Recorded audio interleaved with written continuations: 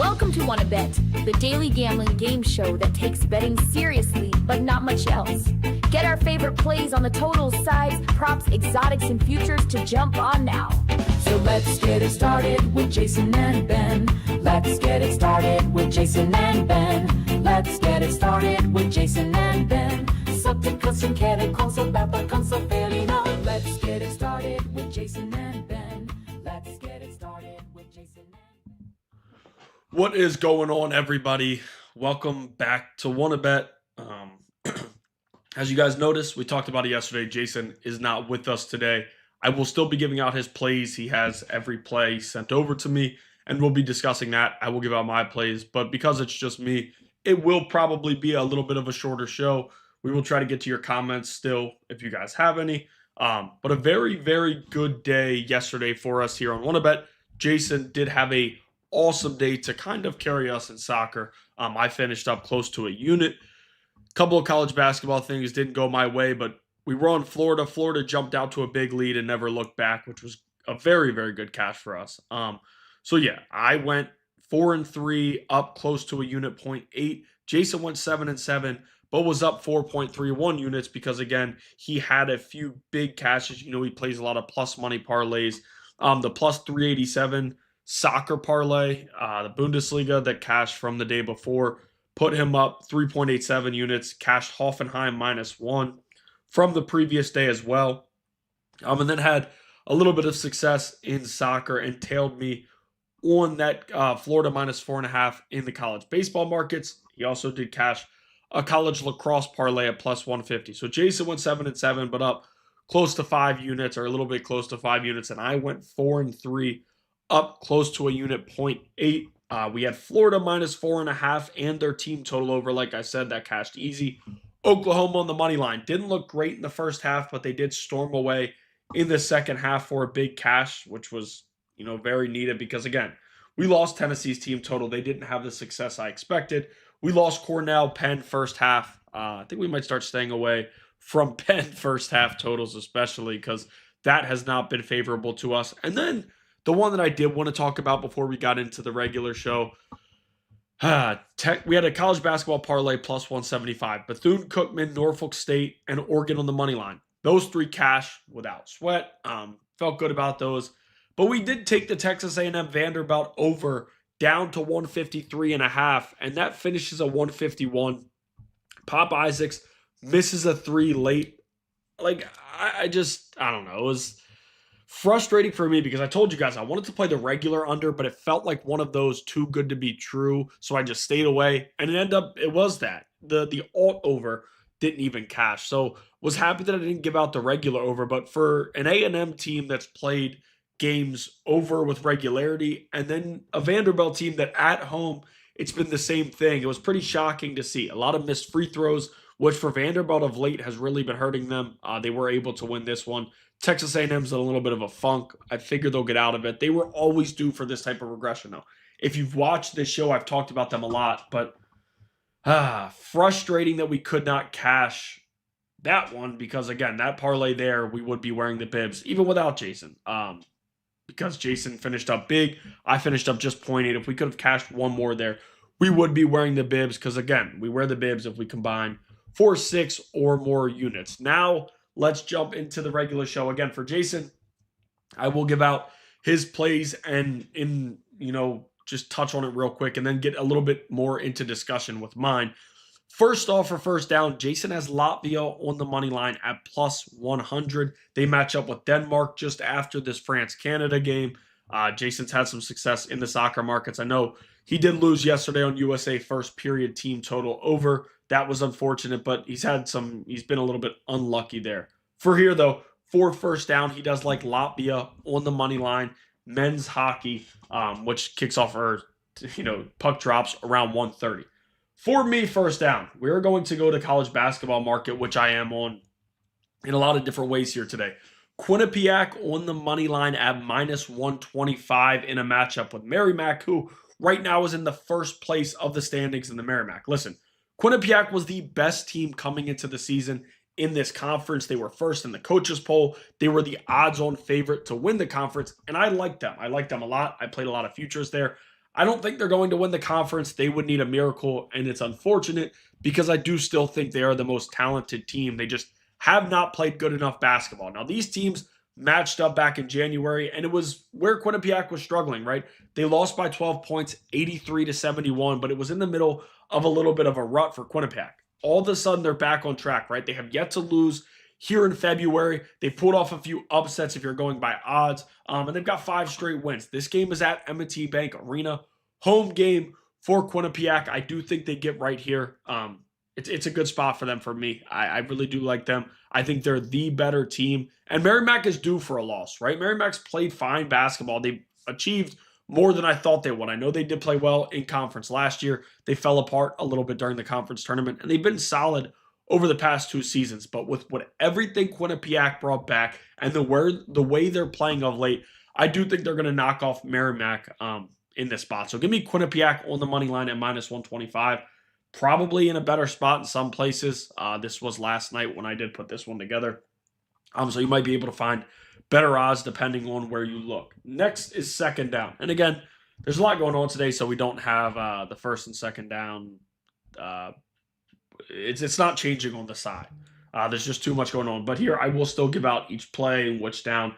Jason, I'm going to tail him on this. He's playing the Towson versus Monmouth under 136.5 at -110. I'm going to tail that. I like this play a lot. I also do like Towson on the money line. So again, for Jason, Towson versus Monmouth under 136.5 at -110. Listen, you have a Monmouth team who has played better than expected, right? They're third in the standings right now, coming into the year, right around midway in that conference is what they were expected. And all of a sudden, Monmouth gets back Kavion McLean, who's played the last 2 games, and he's been damn good. It was an NCAA suspension, a lot of weird things going on, but he's been back their last 2 games, and their offense has exploded a little bit. That being said, Towson is still a strong defense, and Towson's defense has been up and down this year, but last time they matched up with Monmouth, they allowed just 63 points. Jason likes that under. I am with him there. I'm going to play Towson on the money line, though, for my second down play. Plus 130 is what you can get it at. I like Towson. I like the Tigers a lot here today. They need this win, right? This is a get-back spot for them from their last matchup. And I know McLean's back, and that's been a little different there, but Monmouth has yet to really play anybody in the conference. They split with Hofstra. I'll give them credit for that. When you look at the top 2 teams, though, in the conference, Monmouth is third. You have UNC Wilmington at first, which a lot of people expected. I know Jason was on them in futures markets. And then you have Charleston. They have not played either of those 2 squads yet. They played them down the stretch. I'm not buying Monmouth's success as much as some other people are, maybe. I do think Towson is still a better team. And Towson, I'm waiting for them to turn it on. Maybe it'll be one of those teams that I'm just wrong about all year in college basketball season. But they've showed glimpses, right? Tejada's played to that preseason player of the year expectation occasionally, but then there's also been games like the last time they matched up where he can't put it in the basket. I do expect him to show well today. He's been better on the road than at home. Dylan Williamson, of course, we know what's going on there with him. So 2 strong players there for Towson. Even with McLean coming back, I think they get right here. If it's one of those spots where we've just been wrong about all year on Towson, I'm fine with that. I just don't know. They're going to have to turn it on at some point. They have too much talent on that squad, and they play too good of defense to let down again here. So give me Towson on the money line at plus 130. I'm also going to play, do we have Jason's third down play? 1 second. I think I might have. Third down for Jason is, let me make sure I have it here. Fairfield St. Okay, here. No, we do have it. For third down, Jason is going with the Fairfield St. Peter's under 143.5. This is, like, this conference plays the MAAC, play a lot of games on Sundays. It's been something that we've attacked a little bit, especially now that football's not here, and that's going to be one of the main conferences playing here. We will probably attack that a little bit more. So for Jason here, he's going to play Fairfield St. Peter's under 143.5 at -110 in college basketball. Now for me, we are playing a few things, a few different unders here. We'll start with Siena. Team total under 66.5 at -110. Listen, I don't love playing unders. Anybody knows that, but I have played a few more, especially team totals in college basketball. Siena's under this in 2 straight matchups, and Marist is having a fine year. But their defense is what's carried them to this point. 57.4 points per game they're allowing at home in conference play. That is by far the best. Siena comes here in a spot where the last time they faced off, they did just go under this total. I think they're going to be able to hold them down here. Marist's defense at home has been really good. I think Siena's going to run into an issue. And 66.5 is a number that Siena's been under in multiple games. It's not like I'm asking for the first thing from them in conference play. So I do like the Siena team total under 66.5. We're also going to play Oregon State team total under 66.5.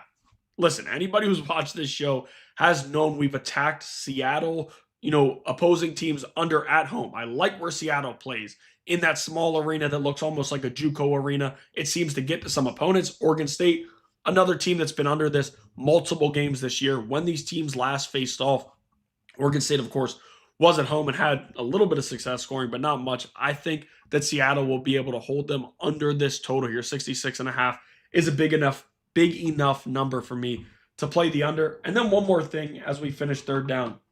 We're going to play Green Bay, Milwaukee, over 145.5 at minus 110. Listen, if you look at the conference in the Horizon League, most of the teams in this conference are playing at a high pace and they're scoring lots of points, which for me means, a lot of these teams are just adjusting. They're going to play with others. Instead of getting left behind, they're going to score and tell the other teams we're going to match what you can do. And Green Bay has done just that. They're over this number in 8 of their last 10. Milwaukee, a little bit less, but they've still been able to play over this total in a lot of games this season, including the last time these two teams faced off, which cleared this number with ease. Listen, in college basketball nowadays, we're finding a lot of numbers in the high 150s and low 160s. It's not what it was years ago. Nowadays, we're seeing a lot of overs played. And there's rules that have changed, right?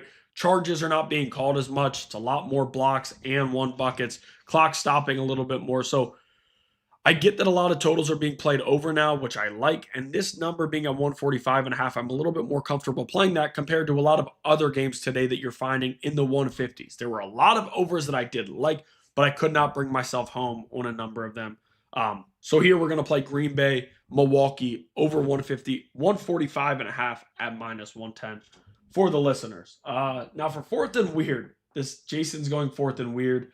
I am going to go fourth and weird as well. Jason's playing Duke's lacrosse team minus 8.5 at minus 115. Listen, the lacrosse markets we haven't been in as much, I'd say, and probably just not as much. But Duke does play. This ball drops in about 10 minutes. They match up with Vermont. Jason likes them minus 8.5 in lacrosse. Again, for the listeners, Duke lacrosse team. If you watch, you're missing out. If you watch, you can see the lacrosse emoji, which we found out yesterday you're able to do. We are still having some technical difficulties with our ticker. We're going to have to figure that out. That was kind of frustrating, but we did find out that you can put in emojis, which is funny. So we're putting basketball, we're leaving as it is. We're not throwing the basketball, and you usually know when we're talking basketball. But for college baseball, which we're going to be on a bunch, and I'm having a lot of success in to start the year, and for college lacrosse, we are putting the emojis in so nobody gets it confused and is looking for the Duke men's basketball team minus 8.5 when they just played yesterday, or even their women minus 8.5 if that's not a real number for their women's basketball team. So we're going to give you the emoji if you're watching for lacrosse, just so nobody gets it messed up here. Now, for me, fourth and weird. This is weird because I did not want to play anything there. But again, on Sundays with no NBA, this is a play that I'm going to go with. We're playing LeBron James, 4+ assists in the USA Stripes versus Stars matchup. Their first matchup, we're playing a half a unit on it. Listen, I'm going to be watching a little bit of the All-Star game. It'll be funny. It's not what it used to be. It's not great. It's hard to watch a little bit. But here, we're going to play plus 300. LeBron, we know where he's at in his career. But with a Lakers team that doesn't have the stars that this USA Stripes team has, LeBron has no issue getting assists. And I know the minutes are cut down. He's not going to play a ton. Who knows if he'll be able to really tally up assists here today. But I'm going to take a risk at plus 300 because I think when he's on the court, the ball will be in his hands. As many vets that are on that team, there are still guys that watched LeBron and looked up to him growing up in college, right? Like, these are players who their whole lives have wanted to play with LeBron when you look at what that team is. Jaylen Brown, Jalen Brunson, Kevin Durant, De'Aaron Fox, Brandon Ingram, Kawhi Leonard, and Donovan Mitchell.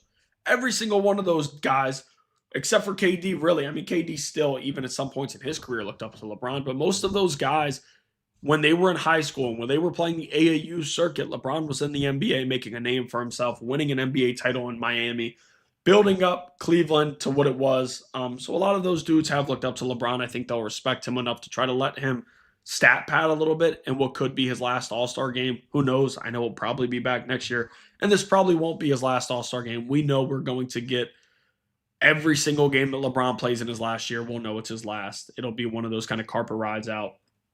So I don't think this is his last All-Star game, but he is getting a little bit older, and he just had the oldest triple-double in NBA history. We were on that. We hope you guys tailed it. But here, I think 4+ assists in just the first game. I don't know. I think there's a chance of it. I think he'll be on the court enough. Guys respect him enough to attack him a little bit. Double teams, he'll throw it away. He knows where to pass the basketball. He's had success with assists a lot in this point in his career. I'm going to take a risk there for a half a unit. Again, nothing special. I know a lot of you don't want to watch the All-Star game. I understand, but if you do want to watch and have some rooting interest, we're going to do this. LeBron for 4+ assists, and I'm probably going to carry this over. When they do match up with the World, I might play it a little bit as well, just because, I don't know, the World, there's a lot of talk, right? KD came out and took some shots at the World saying everybody's criticizing us stars for how we handled the All-Star game. Now the World, like when you watch Luka and Jokic and those guys play, they're not really playing hard either. They're half-assing it as well. So I don't know. Maybe this trash talk pushes these guys to play a little bit harder. I'm never going to expect much in the All-Star game, but hopefully we can get some of these guys playing a little bit harder here. Now for Jason, his last play, overtime. College basketball parlay, Charleston and UAB on the money line at +183. These college games tip off here pretty shortly. So I did want to make sure that we get this one in before the games tip off. Listen, UAB matches up with Tulane at 2 p.m. They are somewhat sizable favorite.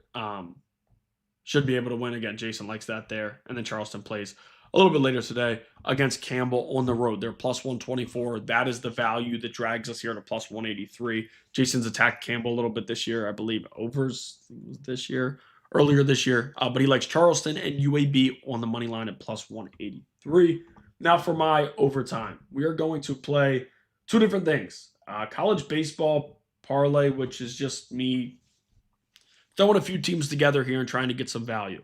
Louisville, Arizona, UConn, and Wake Forest on the money line at +208. Listen, I like the value here given teams that are due for wins. Wake did get off the schneid yesterday. They were able to get their first win. Now they match up with Indiana State, who's been able to dominate their conference a little bit, but they're not really able to beat the big dogs. And when the tournament comes, sometimes they're the little engine that could, but when they match up with superior competition, they've been able to go down. I think Wake is going to win. Wake doesn't want to leave Puerto Rico. Going 1-2, I would expect them to take down Indiana State. Louisville, another home game. They're trying to avoid being swept by Michigan State, who was impressed to start the year. I don't know that Louisville, as a top 25 team in the country, they were probably overranked coming into the year, but I still think they're one of the 25 best teams in the country. I don't know that they lose to Michigan State for a third straight matchup. So give me them on the money line. Arizona, another top 25 team that is not impressed to start this year. They've been ugly playing out in Arizona, lost a few games. You're playing a Michigan team that has overachieved in the first two games, right? Both of these teams, right? Michigan has won 2, Arizona's lost 2, but this is a new matchup. Neither of these teams have played against each other yet this year. It's at a neutral site. I like Arizona to knock off Michigan here and get their first win of the season. And then UConn. Listen, it's another game at a neutral site. UConn matches up with Air Force. Air Force has turned some heads to start the year. They played good baseball early on, but UConn, they need a win here. I would expect them to get right. So for college baseball, all of our listeners, Louisville, Arizona, UConn, and Wake Forest on the money line +208. And another thing with UConn, like, it's been a really tough schedule for them. And Air Force is no slouch. Like, this isn't just a walkover game, but I do think UConn needs to get right here against an opponent, so I think they win. Now, college basketball parlay that we have here that's also plus money. Cincinnati, Illinois, Northern Iowa, and San Francisco on the money line, which you can find at +118. I love Cincinnati today. A lot of things have gone wrong for them, to say the least, this year. But Miller's doing everything he can to get things right, and they are playing better basketball of late, and they get a home game against a much lesser opponent there in Utah, who's really struggled this season. I think Cincinnati's going to be able to get right today. Illinois, listen, Indiana gets the best whistle, one of the best whistles in the Big Ten. Every time I watch them, it's quite frustrating, to be completely honest with you. Listen, I don't think they're as good as the record says. What Wilkinson's doing is awesome. He's the best player on that team, but not many dudes have stepped up in the moment outside of him, right? DeVries has been trying to get rid of the ball in some of those moments, coach's son. So I think Illinois is going to be able to handle Indiana at home today. Illinois is due for one of these big wins. Northern Iowa, this is a team that we were much higher on than most coming into the year. And listen, Drake is not very good. Now the coach has left. They haven't been playing good basketball. Northern Iowa wasn't really good in conference play, but does get a home matchup with Drake. So I think they're going to win there. And then San Francisco. Listen, San Diego is not very good. This is the play that gets us to the plus money. They're about minus 230 to 240, depending on where you shop. I think San Francisco is going to win this matchup against San Diego. They played down the competition all year, to say the least. But if you look at advanced metrics and some of those things, San Francisco has been closer to what people expected coming into the year compared to the struggles that they've had all season. I think they're going to win. I don't like taking road teams, but here at San Diego, I think they get right and knock them off. San Diego just hasn't been very good, to say the least. So those are the plays for the day. Appreciate everybody tuning in. As always, we will throw the record up from yesterday. And if you're wondering what the full records were, you can look in our comments on the live video, and you can also check us out in the post game. Sometimes I forget to update the record in terms of putting it in every actual video comment, because I'll put it in the live video and then I forget once we're done to put it in the regular video comments. But I'll make sure today I remember to do that. I've tried to be a little bit more on top of it. Checking the comments. Nate Tomlinson always checking in. Lobster's close. If I could have been just a little bit better, we would have been wearing the lobster bibs, or I would have. And Jason probably would have, driving home from where he's at. I know he's probably tuning in, but he would have wore the lobster bib on that ride. You guys know how excited Jason always is. Mr. Bradsat said, baseball has been very, very good to me. Yes, it has. College baseball has been great to start the year. I don't think we've lost a bet yet, hopefully. I don't want to jinx us. Hopefully we can keep that rolling. Had success with Florida yesterday. We had success fading UConn the other day, playing Nebraska, playing the under in the Vanderbilt TCU game. So we've had success in college baseball. These markets for me are fun to play because they don't move as much. You still, nowadays, with how accessible gambling is and everybody being able to gamble now in 2026, the numbers move more than they used to in previous years. But college baseball, it's not the drags that we see in college basketball or in pro sports. But hopefully this is a little preview for what we're going to do once MLB starts, because MLB, I know we will be, we always have a lot of success in it. I pay closer attention to MLB than any other sport, and I watch sports more than probably anybody you know, but MLB has always been its first love of mine. I do love handicapping the MLB. Not a lot of people love it because it's, and they want to chase these home run bets, which I rarely give out, but for fourth and weird or fourth and long, I might give out some home run parlays this year because people want it. Again, I don't ever advise betting a lot of home runs. These books push that to you guys because it shows, oh my gosh, look how big you can cash, but it's really not a market that I, push for. I do more hits, runs, RBIs. We'll do totals. We'll do a lot of different props.